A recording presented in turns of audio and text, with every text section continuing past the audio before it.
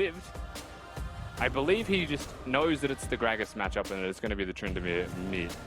Has gone for the Aatrox. Yeah, he's locked in the Aatrox there. Very proficient player that can pretty much play anything. We've seen the bruises, we've seen the carries, the split push, you name it. He's probably played it. He's going to opt for the Aatrox this time around and fight fire with fire in that matchup. So, very excited to see, really, what Pentanet have got. Yes, there is no Yasuo, but you do have yourself the Gragas as well as that Diana. So certainly a case of, much like Rogue alluded to, well, didn't even allude to, he basically stated it, right? If they find a target, if there's a go button, we just follow that. And this comp basically does that.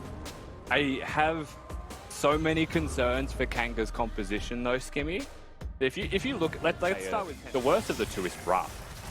Oh, look at that. The passive connects instantly. Praedyth leaps into action, cops an exhaust, and that nullifies a big portion of the damage. Well.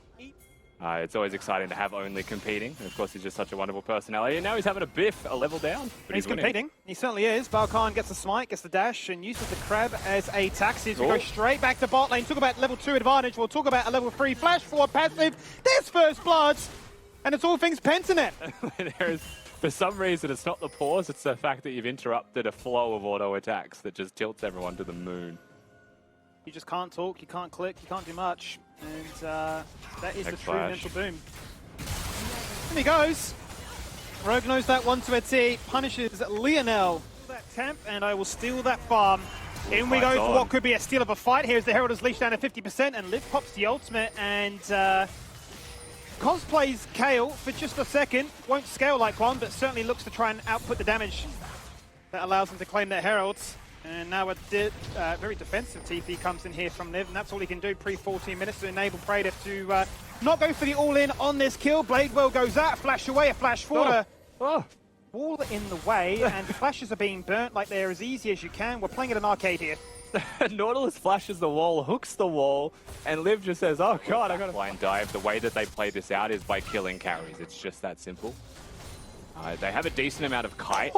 That was a lot of respect. Tryndamere as well, right? Gives you all that extra range, that ability to block you down and be so oppressive.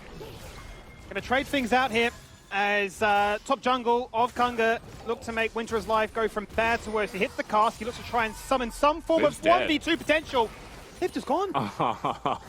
He's furious. Look at the camera. He is not happy about that. That was well played by Winter, but that was the Kanga. That seems to be the one point on the map that Pentanet were suffering in because they're winning elsewhere. As you can see now, the second Drake is gone.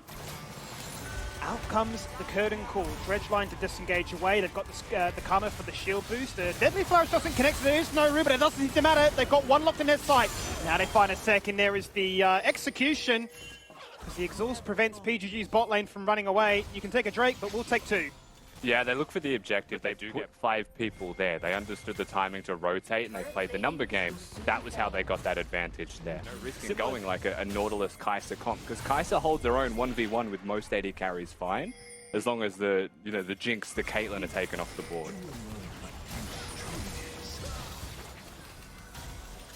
Engage there from Only, flashing forward to try and hit that engage. You're going to find it. Curtain call goes out. Praedyth is locked out of position. Everybody's going to come together and block it. They're going to pay the price. They're going to fall on down for his crimes. Praedyth's still running.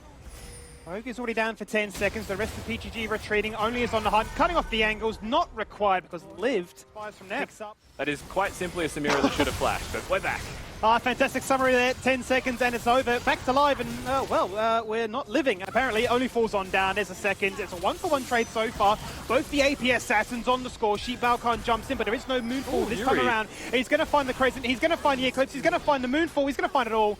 He is literally living life to the best of his ability, and the Korean impulse show up big time between them. But 5 kills to their name. They have bounties on their head. They are the ones to be fearful of right now, and you can see them working in tandem. They find a pick, and they connect.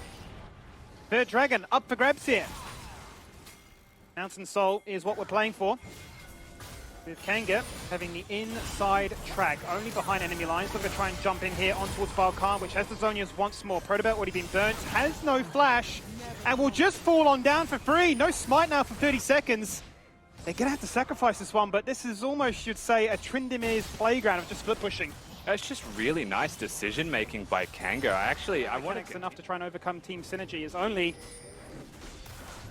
has to be careful here. He knows that the entirety of PGA here Has to sacrifice their red buff, but no, decides to go in, has everything available. Crescent Guard, nice and early on. Can he find an angle for the rest of his team to collapse? The blast cone, which is absolutely griefed Rogue. The team runs away, and he is furious. And that was a nice blast cone. That was a nice play. It was good for the rest of the team, but look, it's a support's life for Rogue. And Yuri actually looking with the mocking shout.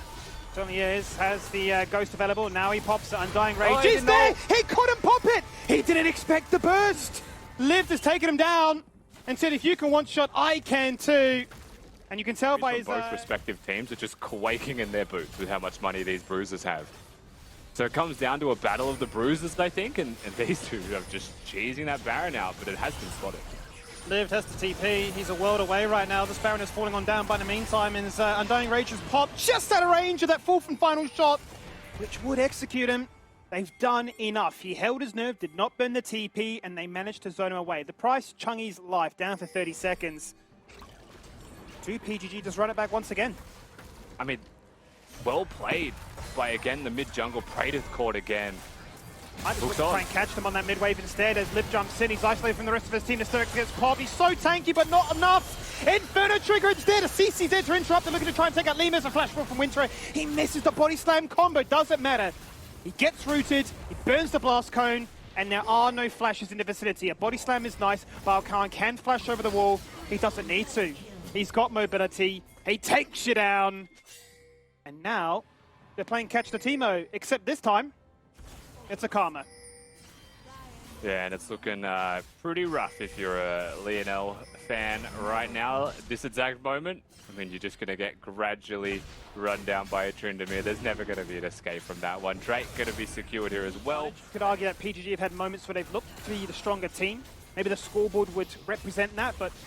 Oh my god, Rogue. Kanga has certainly shown that they don't need to really worry about that too much. Only is once again trying to do everything on his own, but his team is just capitulating around him. It's a double kill here for BalKhan.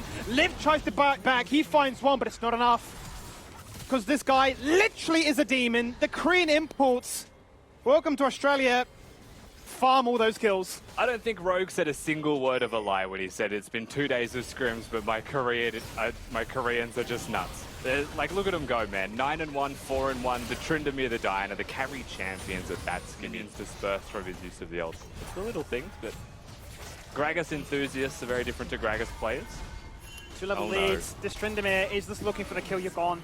It does not matter.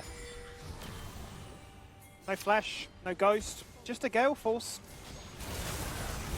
No need to worry about the Navori Quick Blades, because he's getting the resets that he needs already. Mid lane is soon to fall on down, but a fight's going to break out just before that. 2 kills found just as quickly as you like it.